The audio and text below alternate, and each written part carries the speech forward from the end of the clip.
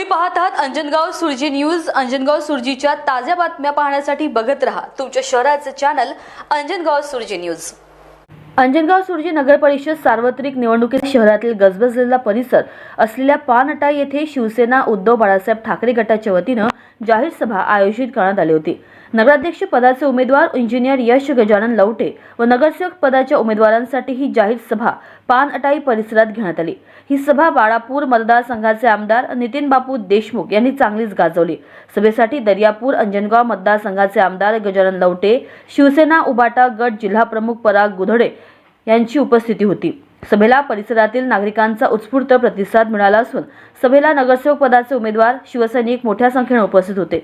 या सभेत अब्दुल सलामुद्दीन, काँग्रेस पक्षाचे माजी अल्पसंख्याक शहर अध्यक्ष, अमरावती जिल्हा सचिव, काँग्रेस कमिटी यांनी आज नितीन बापू देशमुख यांच्या उपस्थितीत उबाटा पक्षात प्रवेश केला। त्यांच्या प्रवेशामुळे काँग्रेस पक्षाला चांगलाच धक्का बसलाय। या प्रवेशामुळे काँग्रेसला स्थानिक स्वराज्य संस्थेच्या निवडणुकीत मोठा फटका बसण्याची शक्यता नाकारता येत नाही।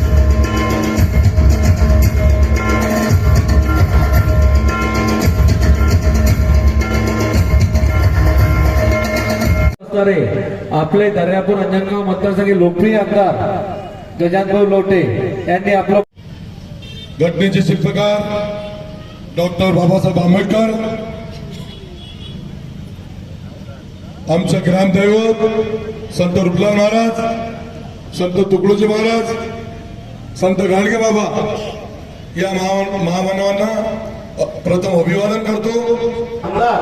आमदार गजानन लवटे, नगराध्यक्ष पदाचे उमेदवार, सर्व नगरसेवक पदाचे उमेदवार, शहर प्रमुख, तालुका प्रमुख, उपजिल्हा प्रमुख, आपल्या नितीन बापूला ऐकत आहे म्हणून सर्वच आपले अति महत्वाचे व्यक्ती आहेत।